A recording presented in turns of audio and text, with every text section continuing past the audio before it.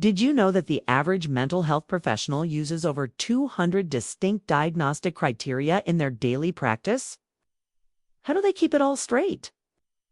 The answer lies in one game-changing resource, the DSM-5-TR. Whether you're a professional, striving to transform lives, or someone curious about the inner workings of mental health, this book is your key to understanding the complexities of the human mind. But what makes it so essential? Stick with me and we'll unlock the secrets of the DSM-5-TR together in a way that's easy to understand, actionable, and maybe even fun. Section 1. What is the DSM-5-TR? Let's start by breaking it down. The DSM-5-TR, short for the Diagnostic and Statistical Manual of Mental Disorders, text revision is more than just a book. It's the cornerstone of modern psychiatry. Imagine a guidebook that not only defines and classifies every recognized mental health disorder, but also sets the global standard for diagnosis and treatment. That's the DSM-5-TR. It's used by psychologists, psychiatrists, social workers, researchers, and even insurance companies. But don't be intimidated by its size or reputation. At its heart, the DSM-5-TR is about giving clarity and structure to something as complex as mental health. It ensures we're all speaking the same language, whether it's about anxiety disorders, personality disorders, or anything in between. Section 2, why the DSM-5-TR was updated. You might be wondering, what's the deal with this new text revision? Wasn't DSM-5 already enough? The DSM-5-TR isn't just a minor update, it's a response to real-world changes. Mental health evolves as society evolves, and this revision reflects that. Inclusive terminology, words matter. Terms like intellectual disability have replaced outdated phrases to foster respect and understanding. Prolonged grief disorder. Recognizing grief as a diagnosable condition ensures those suffering from it can access proper care. Cultural sensitivity. This edition emphasizes how culture and context shape mental health, empowering practitioners to tailor their care. These changes aren't just academic, they're about meeting people where they are and providing better support. Section 3. The core structure of the DSM-5-TR. Now, the DSM-5-TR may seem overwhelming at first glance, but it's brilliantly organized. Think of it as a library where every shelf has a specific purpose.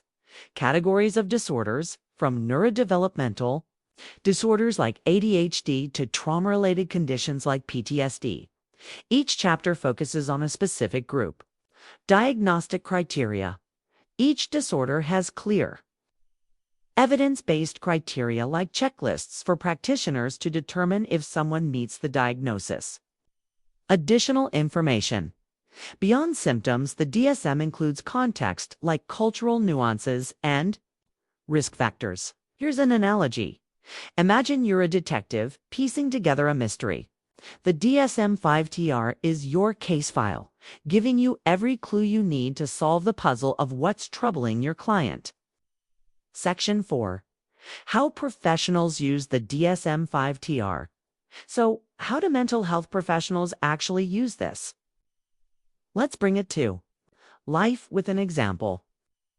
Imagine a therapist working with Mark, a college student struggling with overwhelming fear in social situations.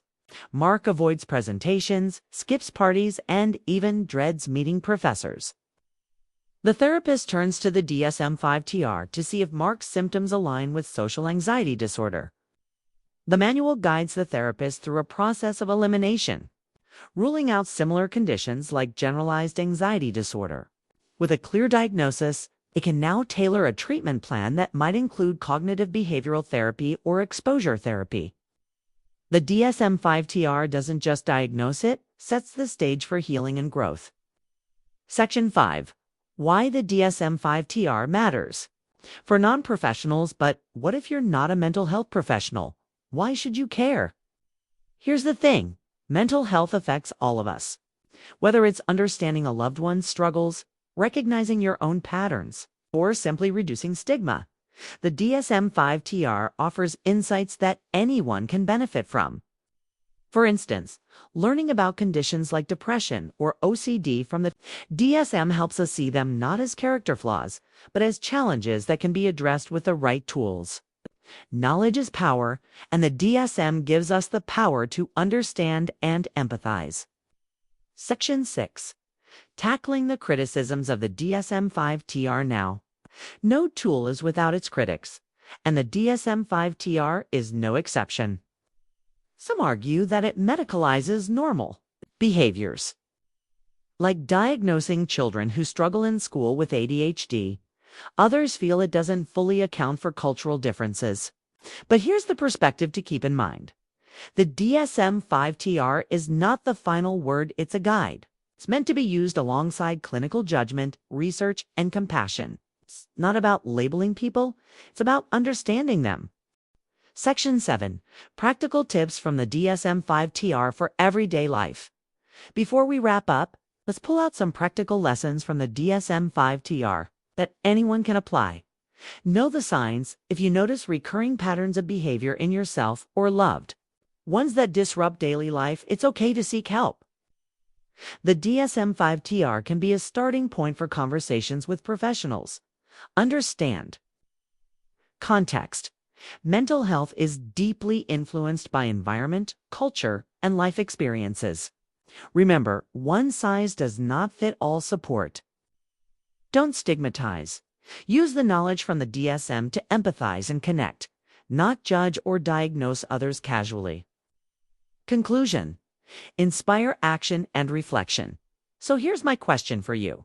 What role can you play in creating a world where mental health is understood, respected, and prioritized? Whether you're a professional, a student, or just someone curious. The DSM-5-TR is a tool that brings us closer to that vision. If you found value in this video, don't forget to hit that subscribe button for more summaries of books that change lives. And leave a comment, what's one thing about the DSM-5-TR that surprised you today? Let's keep this conversation alive and make mental health a priority for everyone.